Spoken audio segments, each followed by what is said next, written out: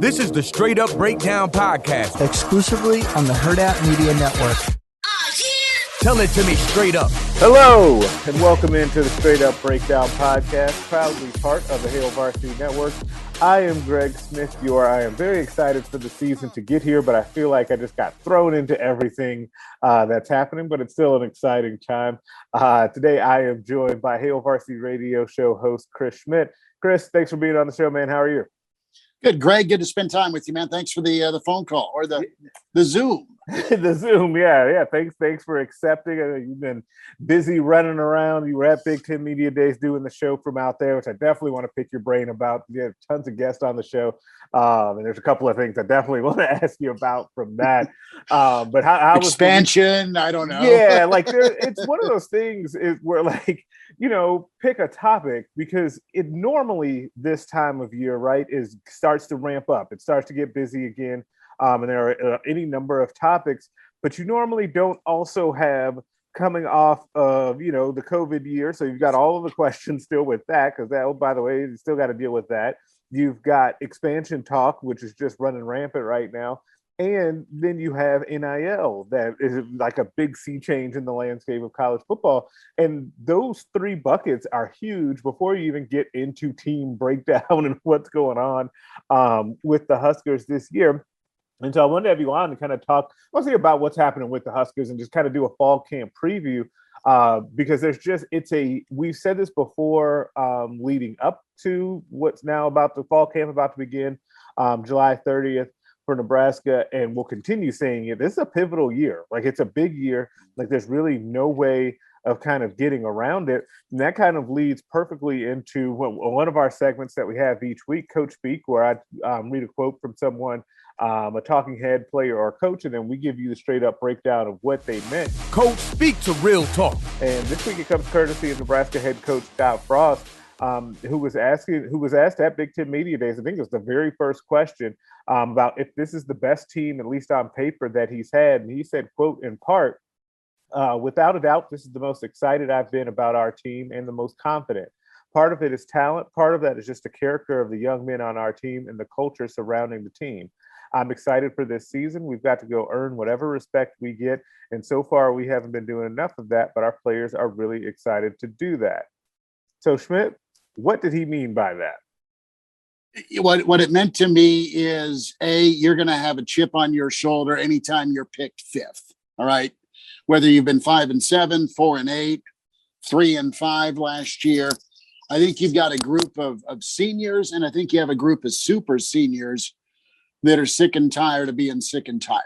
Right. And that's the vibe I got from Austin Allen. He's sick to his stomach that he's a Nebraska kid. You grew up dreaming to play here. You're normal, fairly common in-state stud that you've got a Husker den in mom and dad or grandma and grandpa's basement. Right. You grew up watching old Orange Bowls, or with Austin's age, you watch Sue, put Colt McCoy out like he was a cigarette, and you're still ticked off about it. Right. And you've done all the things to get yourself at a level to be a 6'7" or 6'9" tight end, and go be one of the names and remember in Husker lore. And your career has been, we're home for the holidays. He's done with that. He wants to go to postseason, and he has been very vocal about an active leadership, and it comes to accountability. And, we hear it every year, right? Between great leadership, or the players are hungry, or go down the ... list. But I sitting next to Austin Allen for pretty extended interview. I mean, you could just kind of see in his mannerism and in his eyes and hear in his voice that the guy is super serious about making sure everybody on the team is in lockstep. Now, you got to put that together on Saturdays. That said, I don't think it's going to be for lack of organization or effort or like-mindedness from these super seniors and from these seniors, where they're going to make sure everyone's on the same page, or you're not part of the party. So I tend to believe him, and I tend to believe that your point about being a big year and get what you earn, they need to kind of shut some people up for the sake of not being a joke. And Nebraska's been a national punching bag. You go back to last year with lawsuits and wanting to play, and then you go out and you go 3-5 with some head scratching losses. Now this is a chance to have a bit of a revenge tour, but it's totally up to them when it comes to execution and taking care of the football. Coaching's going to take you so far, but eventually you guys, the 11 on offense, the 11 on defense, and whoever supplements in, the backups, start winning some ball games, man, because you guys have done everything the right way under Duval in the weight room. You're not getting smacked around anymore on the line of scrimmage. So go handle your business and don't be part of the problem. And Nebraska's offense and turnovers and red zone efficiency has been part of the problem. Yeah, and it's very interesting to me that when I asked you about the Frost quote, that your first instinct was to go to a player in Austin Allen. And I'll tell you why. I mean that. The reason is because I think that for the team to be able to take the steps that a lot of fans really are craving for them to see, you have to have that attitude from those players, right? And I think that Austin Allen being a guy who is going to, and I don't know if he'll be a captain. It surely feels like it's heading that way, right? And if he's not, he's going to be part of that leadership group. Is that those guys, though, whoever the captains are, the leaders that the players look to on the team, they all feel like Austin Allen.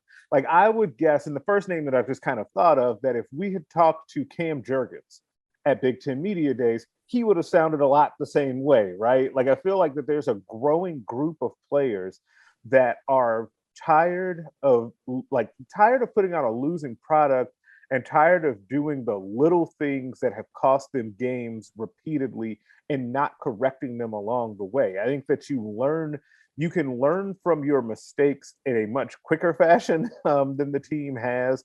And Frost talked at length about that as well throughout his time with media at Big Ten Media Days about the little things plaguing the program.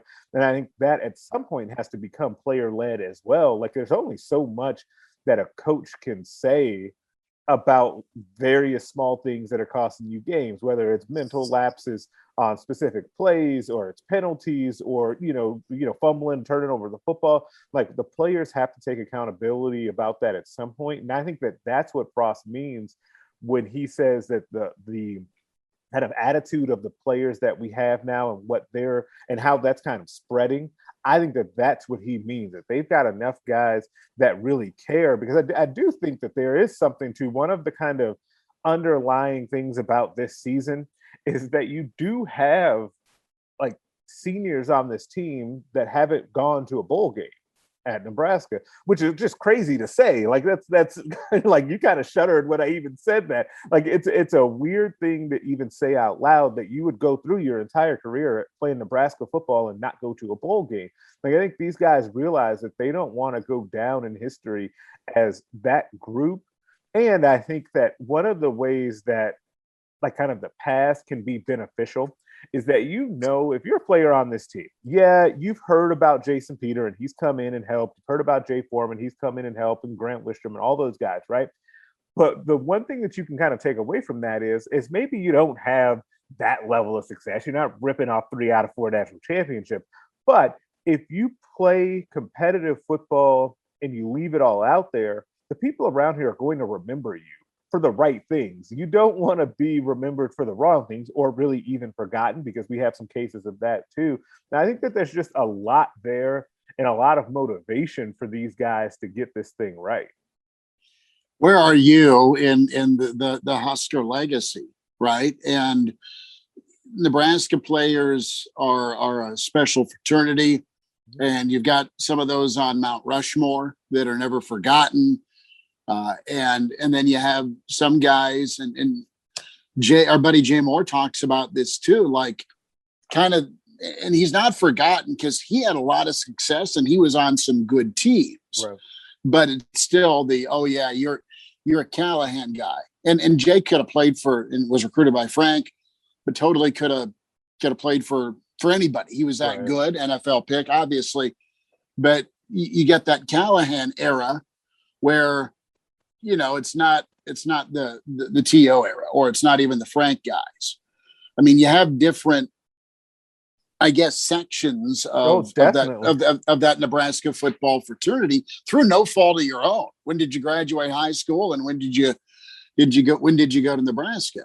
So no, I think it's so important to have, and coaches say it forever. And it's not just coach speak. It's not just going to sound good on radio or look great in print or video, but it is all about being player led, because you can hear Coach Fisher or Coach Frost or Greg Austin yell at you about a false start, a targeting call, or a turnover.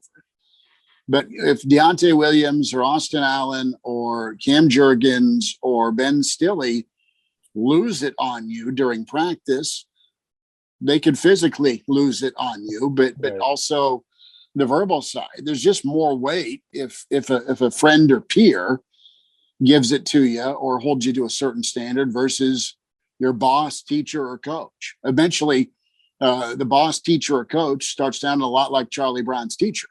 But your peer is going to be the guy you're going to dinner with, or that, all right, dude, I need the electric bill help.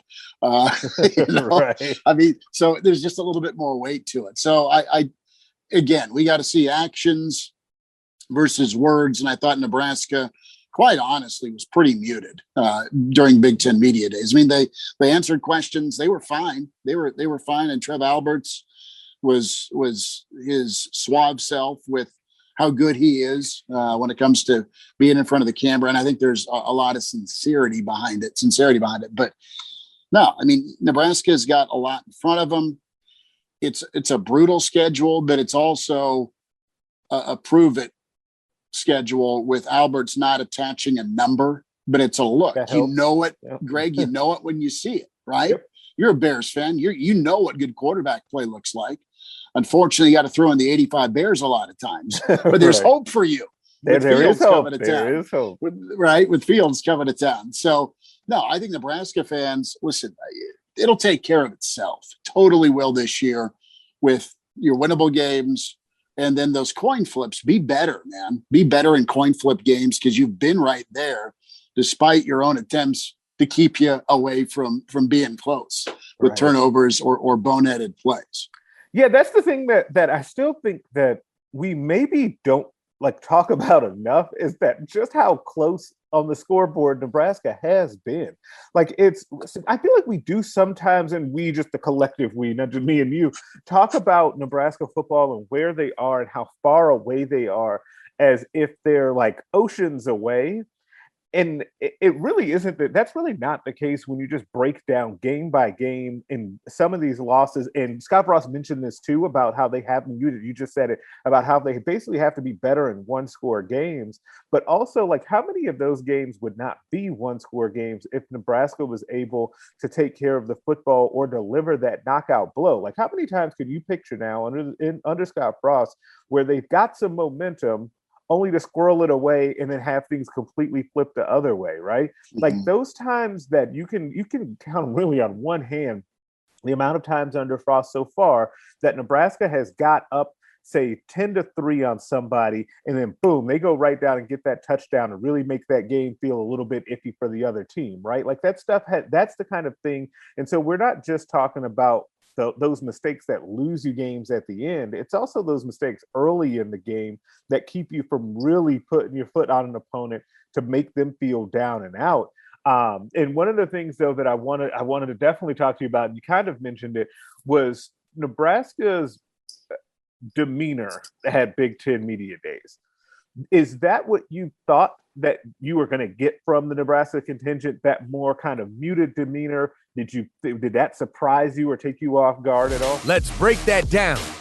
No, it didn't shock me at all. You got you had a message that was clearly communicated from Alberts to Frost to the kids, as far as just all right, let's just go in, let's do this thing. And there's not much expected of us, and we'll see where the national media comes in. And Alberts was there to take some of those questions and obviously those big picture questions. A lot of those went to him. Yeah. And with Scott Frost, I mean, he knows that the time is now to go get a good season put together despite the schedule. I mean, how do you look at it? As a detriment and, oh no, it's a top 5 or top 3 schedule? Or do you say, hell yeah, it's an opportunity? And I think a lot of his kids look at it as an opportunity, especially with those super seniors. Yeah, they want to be playing on Sundays, but guess what? Guess what's going to jump off film for NFL scouts? How well do you do against Oklahoma? How do you do your job against Ohio State? You've been right there with Iowa and Northwestern. You mentioned something so important with those momentum seizing either drives or plays. Yeah. Think about it. With Northwestern, you score before half, you come out and you're up. You're up a touchdown on this just incredible defense, and we're going to make you make a mistake. Northwestern, right? They did it to Ohio State. They did it to Nebraska, and you get 2 field goals, and you get a touchdown thanks to Farmer's pick, and then you have 2 red zone turnovers. Right. And even a couple of years ago, Noah's in, and I love Noah Vedral, but you're up 17-6 on Indiana. Remember that shootout? Yep. And you go down and fumble inside the 5, could have made it a 24-6 ball game. You could have been up 18. Or look at Iowa. Iowa. I have to say Iowa. Right. You have the interception in the end zone. Northwestern, you're playing good ball against Iowa. And then what happens? You get the strip sack, right? As you're trying to go win this thing 27-26, because you did a pretty good job of holding Iowa. You were down 10-0 to Iowa. You roar back and tie that thing up.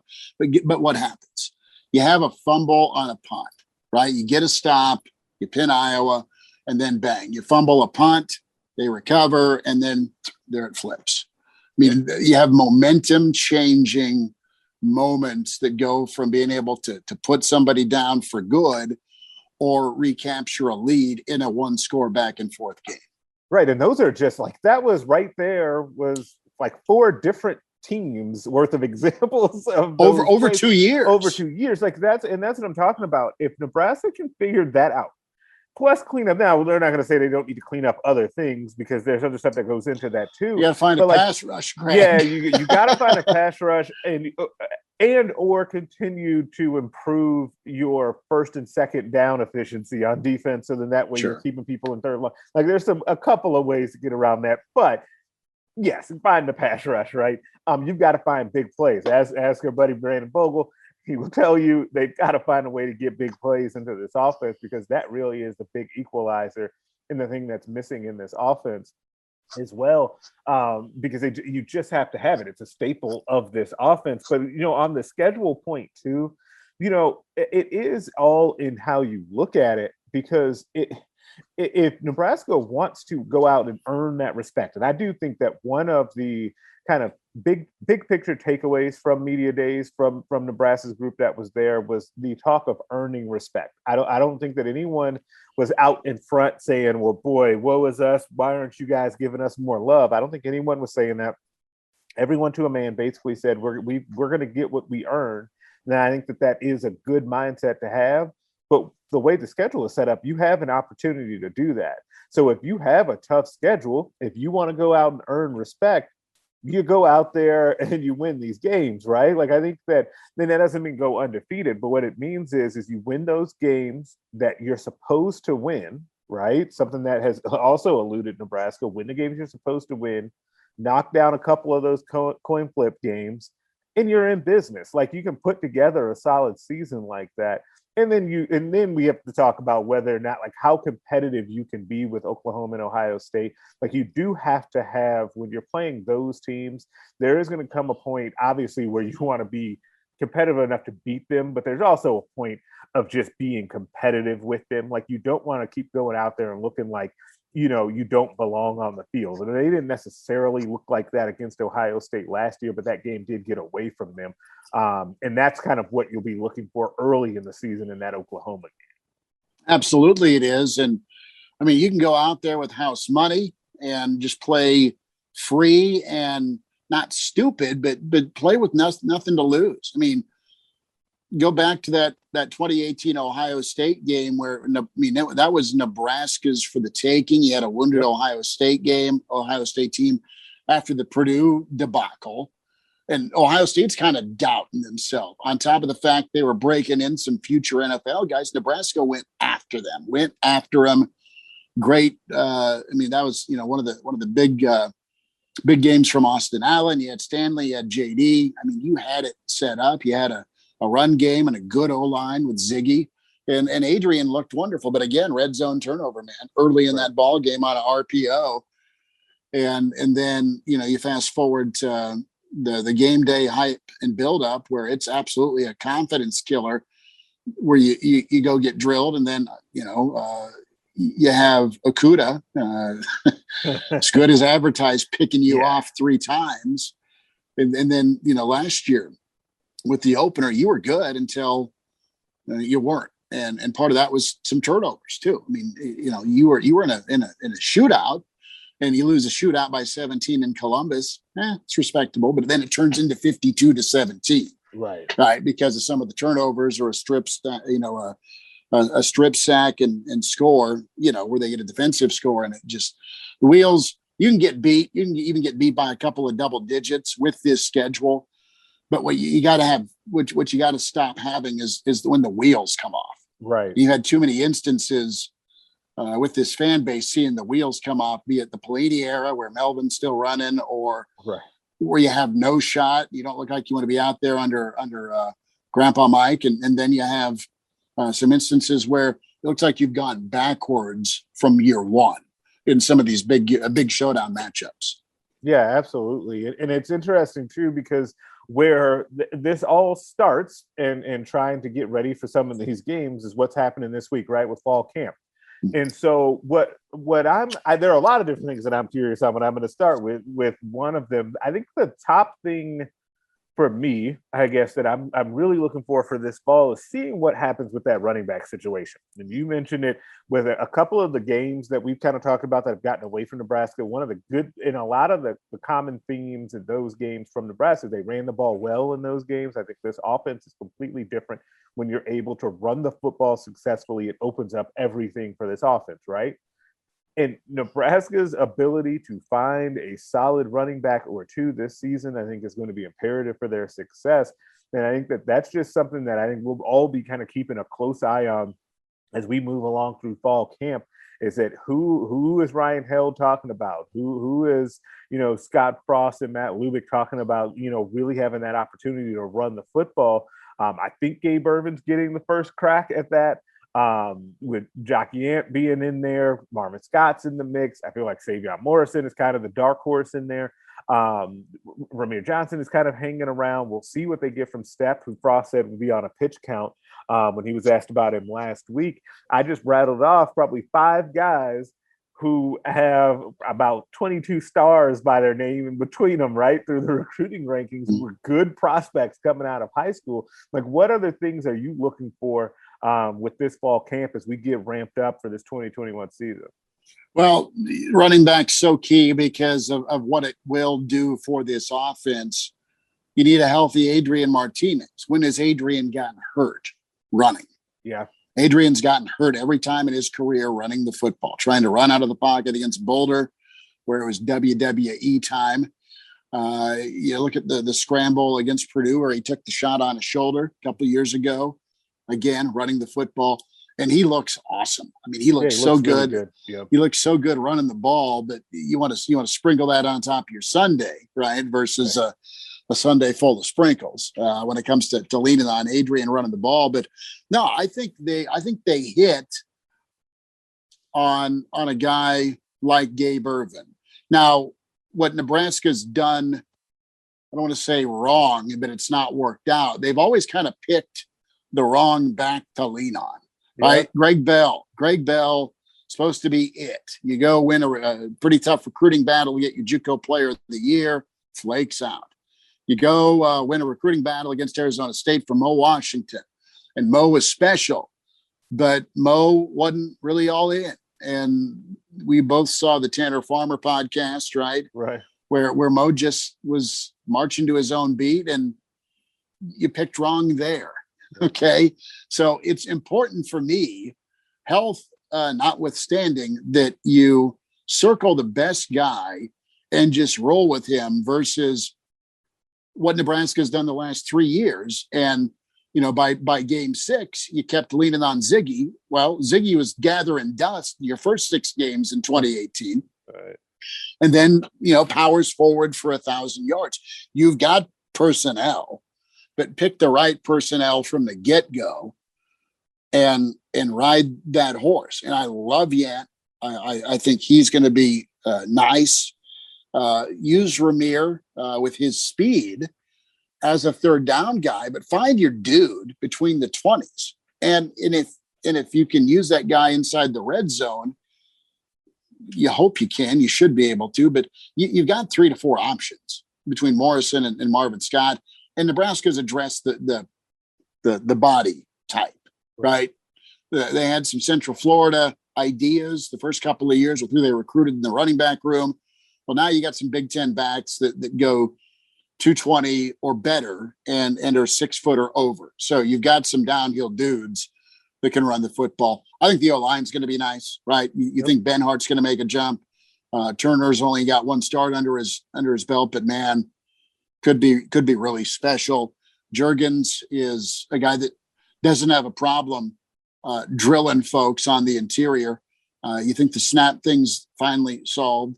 And then you've got experience galore at the guard spots, or you're going to find a new starter because someone rises to the top, right, which and is wins the that best job. case scenario, right? Yes, and someone goes out and takes it. Yep, and that's one of the things that I like outside of that running back spot. Like Nebraska now being in a situation where they've got a few position groups that are like that, where, okay, this guy's coming along and might be able to take a spot. And it's not just because we have to give it to somebody. It's not one of those by default situations, right? It's that, right. Brant Banks went out there and won a job over Matt Sichterman. Or, Casey Rogers has pushed Ben Stilley so much to the point to where they're basically 50-50 on snaps. Or, oh boy, here comes Nick Henrich. He's looking like every bit of the top 150 recruit that we recruited out of Omaha Burke. Like there's a number, Miles Farmer, right? And the safety, like that's enough guys right there that when you're talking about, 3, 4, 5 of those types of players that are right there on the cusp and pushing your depth, that just really helps the overall health of the program. And I think Nebraska is getting to that point, which is why I've been asked this, I feel like all summer long, about whether or not Nebraska like locally and not, like, does Nebraska have enough talent to make kind of a jump or to get back to bowl games or compete for the Big Ten West? Like, and I say, absolutely they do. Like Nebraska has the talent to do those sorts of things. They have the talent to compete in the West. It's whether or not they're going to actually put it together on Saturday, circling back to our original discussion about avoiding those mistakes that kill them in games. Like, it's not about the talent. It's about the mental side of things. And I think that there's a lot overall to be excited about the program. The problem is there's just a lot of spots where you can be excited, too few spots where you feel like you absolutely know what you're going to get. Like, I think it's the way to describe that. No, and that's it. You don't know what you're going to get, or you're fearful of kind of the same old with pass rush. Right. I think I'm going to get a stout run defense.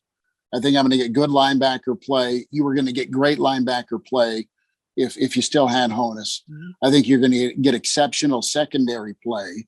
Okay. I think you're going to get good wide receiver play because there's going to be some trust. And I think there was some lack of trust a year ago. Either guys were too new and didn't quite know everything, which is to be understood. I get that when you factor in the COVID year and there's no spring ball, there's no summer workouts together. So that explains some of it. But no, I think between Toure, your wide receiver or your tight ends, I should say.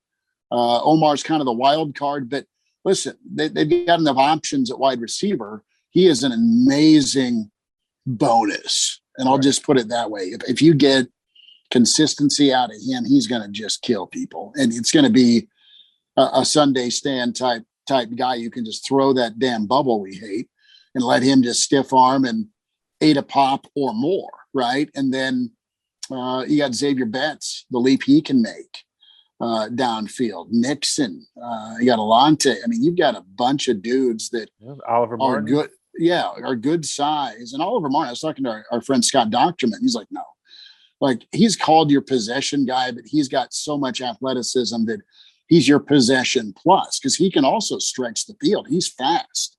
So, no, I mean, doesn't it all just shape up and sound wonderful right now as we're in late July? When you're in late July waiting for camp to start, it does sound wonderful. You have an offensive line that, man, look at how good they can be. You got a quarterback that's been there 4 years. You've got this size improvement on the outside with your receivers. You got 2 tight ends that are going to make Sunday folks in the NFL think about drafting or signing based on their size and athleticism. Then you flip to the defense with the leadership over there and how those kids love playing for one another and Coach Chenander.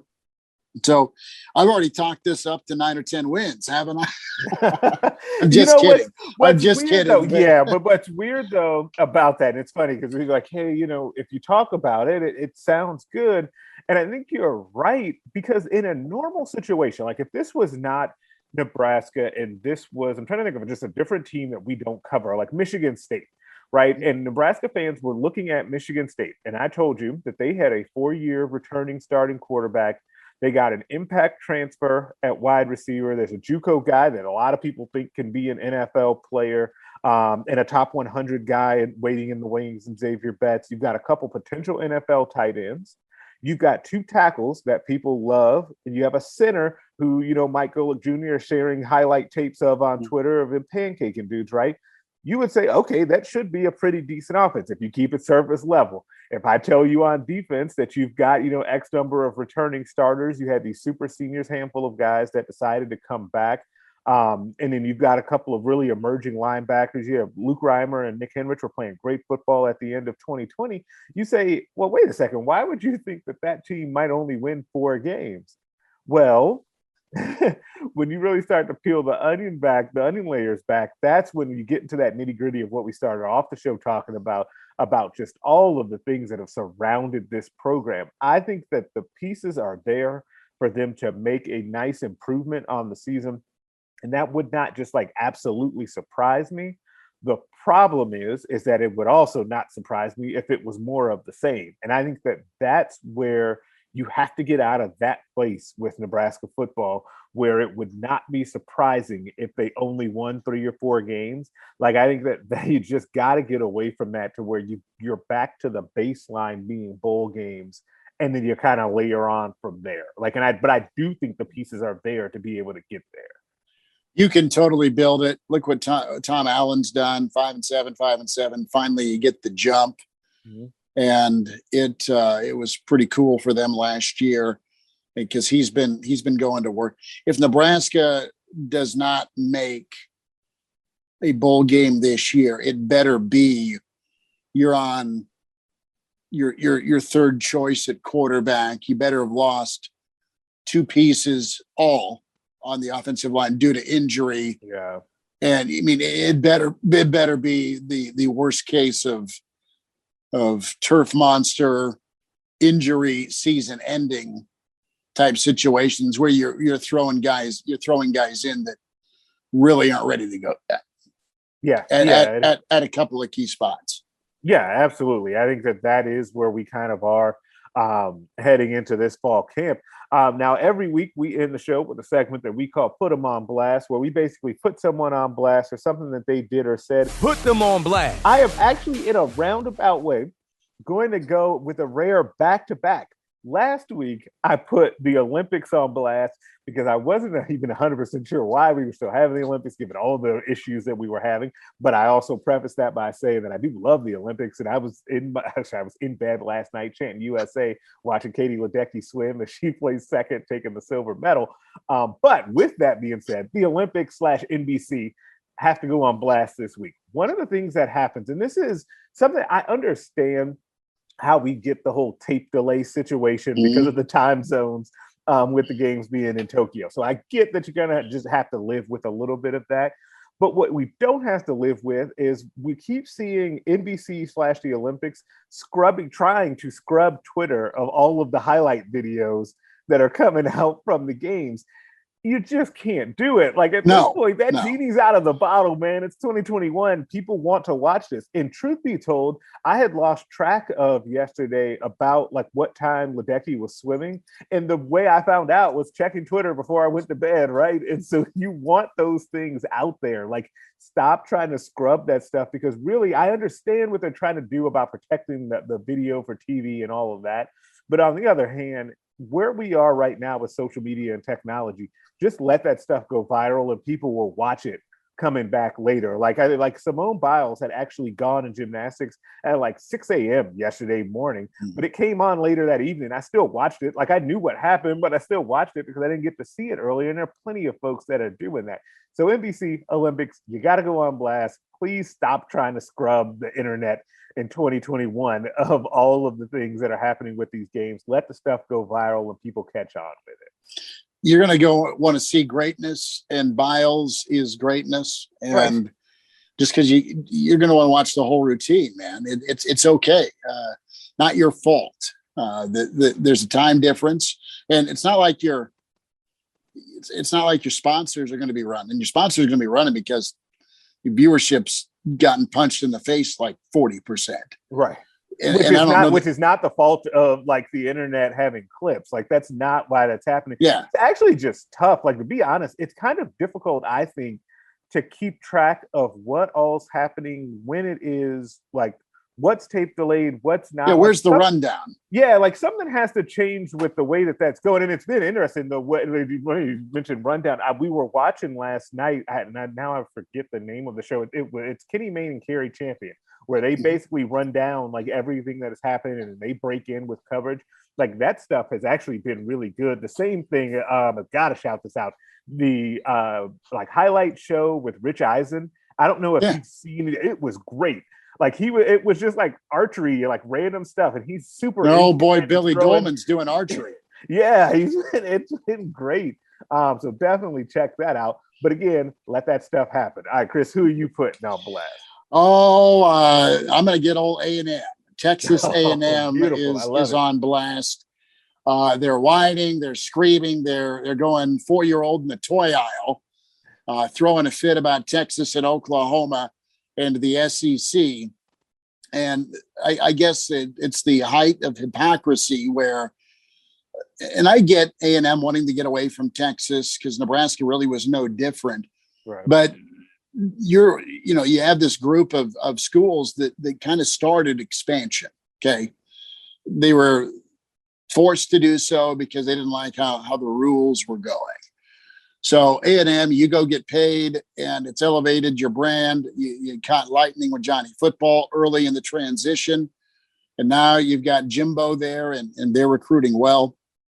What do you have to worry about? I guess I want A&M to shut up and go win some football. You want to talk about earning respect. You want to talk about a program that has constantly oversold and underdelivered in the history of college football, with all their talent, all their first round picks, with all their studs off the edge to go kill a quarterback.